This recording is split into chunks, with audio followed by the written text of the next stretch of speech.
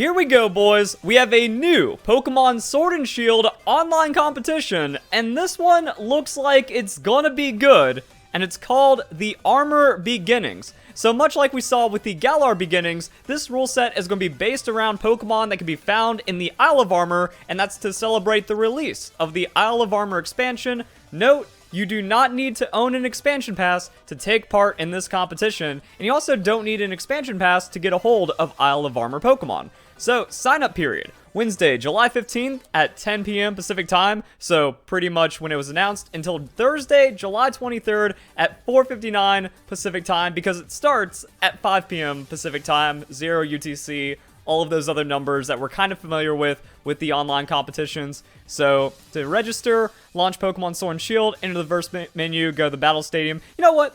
Let's get that done now so we don't forget. I mean, you should do the same. Just sign up for it, and then if you want to enter, you can, and then you're not going to miss out. It's weird. Even though I do these announcements, and we've had so many online competitions, not even for Pokemon Sword and Shield, but throughout a lot of just Pokemon in general, people still like, oh man, I didn't sign up, I missed the competition.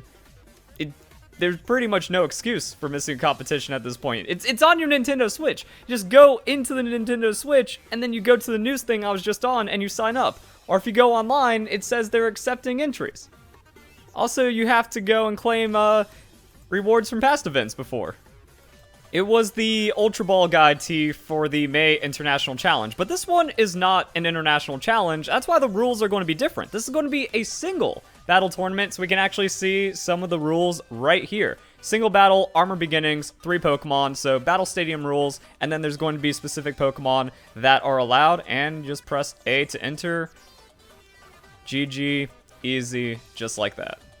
And then going back to the news update, competition period, July 23rd, 5 p.m. until Sunday, July 26th. It's the same thing as all of the other online competitions. 15 battles per day. They do stack up. Here's your participation gift, 50 battle points. There we go. We're not getting crummy t-shirts anymore. Even though some people like over meme and make the ball guy out to be like super legendary and stuff, and then he got the cameo with his ball guy mask off in Twilight Wings, so there's all kinds of lore about ball guy. But I'd rather get the battle points, so 50 battle points, that's going to be usable. You must complete at least one battle to receive the in-game gift, so just signing up like I did is not going to give it to you. You actually go in, and then you're good to go. But now, this is where the competition is going to separate itself. All Pokemon that can be registered in the Isle of Armor Pokedex are eligible. You may participate whether or not you have the expansion pass. Some Pokemon in the Galar Pokedex are also included in the Isle of Armor Pokedex. And that's a big thing to note. And then all Gigantamax Pokemon that are eligible to participate may be used. So not all Gigantamax Pokemon in general, just the ones that fall inside of the dex. And then we got single battles, so that's pretty cool. Pokemon auto level 50, bring 6, pick 3 format, and then total time of 20 minutes, 7-minute player time, and just pretty standard rules. Then maximum 15 battles per day. Any remaining battles under the daily limit can be carried over for the following day. Now, if you need further clarification on the rules, you can find that inside of your game under the download rules section, so you don't have to do any like weird internet skimming to find it. But the big thing to note is the Isle of Armor Pokedex number 1 through 210 are eligible.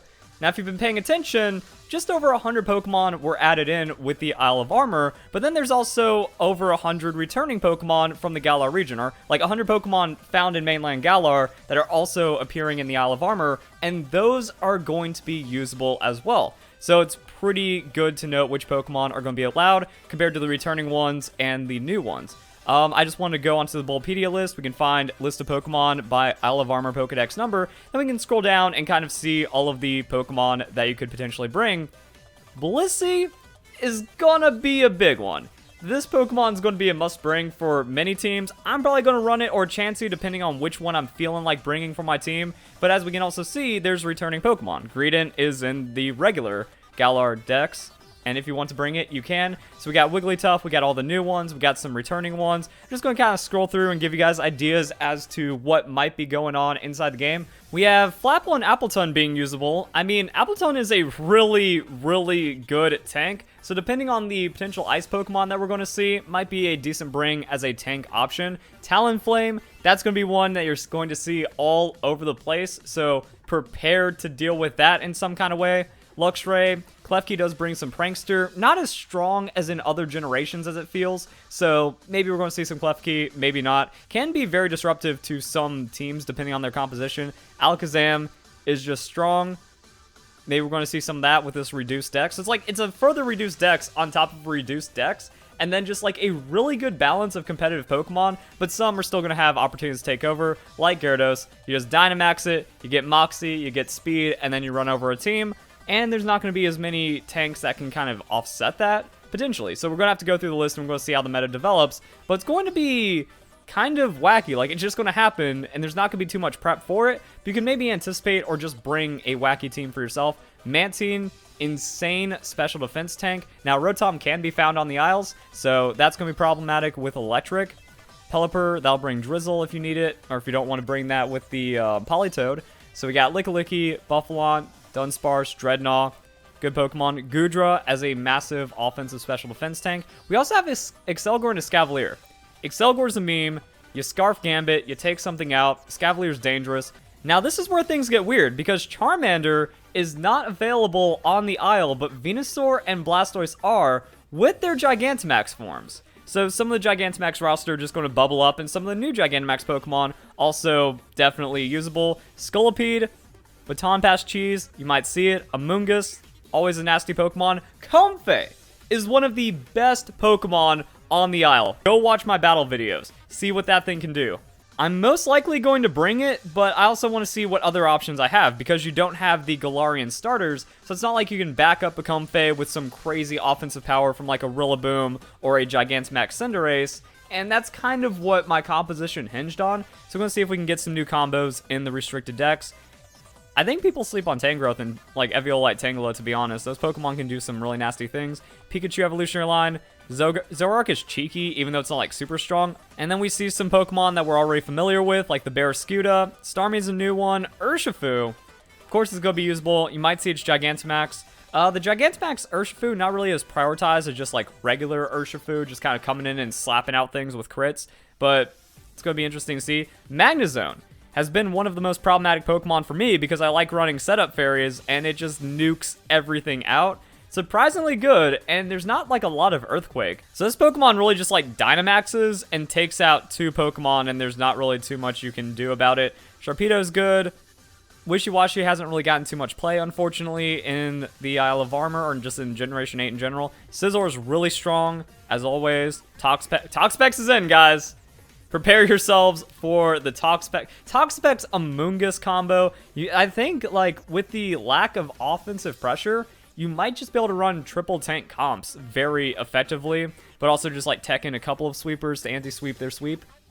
You know, something like that might be possible. So we also don't have the fossil Pokemon. We don't have Dragapult. This is going to be a very refreshing format. So we have Politoed coming in for that rain. Exploud does things. Skarmobliss. We got Skarmobliss core just in the game, existing. Get ready for that. Lycanroc, that's going to be a fun Pokemon to bring. Salazzle, Scrafty, some other Pokemon that we've been seeing, some new Pokemon, some mixed up stuff. I mean, Mandibuzz is just really good, especially as an anti-tank. Volcarona sets up and wins games. Jellicent, it's a mean Pokemon. And, oh, that's interesting. So Porygon Z is going to be the last one. Zarude is not usable. And I thought Rotom was in because you can actually find the Rotom forms just kind of chilling there, but it doesn't count in the Isle of Armor decks, despite being an overworldly discovered Pokemon, right? Yeah, I just did a search on the page, and the only thing for Rotom is the Rotom phone. Now, that's something I didn't think about. I thought if you could find any Pokemon on the Isle, it's going to register in the decks. Maybe because, like, Rotom is a special overworld encounter. All the overworld encounters don't automatically count or anything. So just because you can find a Pokemon on the Isle doesn't mean it's going to be usable, even though most of them are. Maybe Rotom is like one of the very few outlier cases. So you do have to make sure it's in the deck. Just kind of back up your team against this Bulbapedia page or something in game. Ditto's interesting. I'd like to see some Ditto anti-reverse sweeps. That might be nice. A lot of water Pokemon. Just like a lot of Pokemon that fit the theme of the Isle of Armor. I think this meta might actually get pretty wacky. Like, we can see some Galarian Raichu getting some electric terrain set up and then being unstoppable, maybe. Magnezone's a big threat. Luxray, some people are bringing it. I'm just trying to think like, yo, maybe you do find that cheese opportunity with the Mantine because there's almost no electric Pokemon that are being used, and then Mantine just gets to slap. It's going to be interesting to see what happens when people don't bring Rotom, Cinderace, Dragapult every game or something. Even though Dragapult's a trash Pokemon, it's still annoying when you see like the same Pokemon over and over again. But there's not like too many super common ones. I think Talonflame's going to be the main one that takes over some Skarmbliss action. But I'd actually kind of like to see that. Though it's like, how's Skarmbliss going to be reacted to with the Pokemon that we have here? And what creative picks are going to reward players? Or is there just going to be like a magical, everyone's bringing the same 6 Pokemon compositions, even though there's no communication? The meta is just going to exist for these 3 days and then never again. So that's what makes this stuff really interesting. And I'm looking forward to it. So if you guys enjoyed the video, hope you all have a nice day. Thank you very much for watching.